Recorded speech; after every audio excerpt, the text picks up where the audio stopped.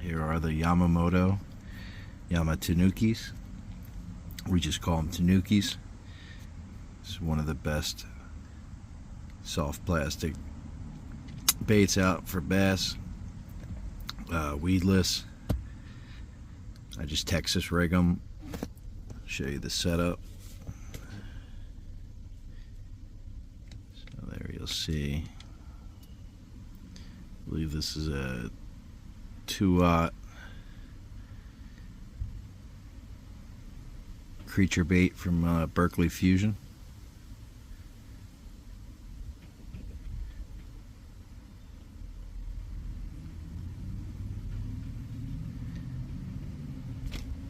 I mean, you could throw these in really weeded areas and you're pretty much perfect. This is the 2.5.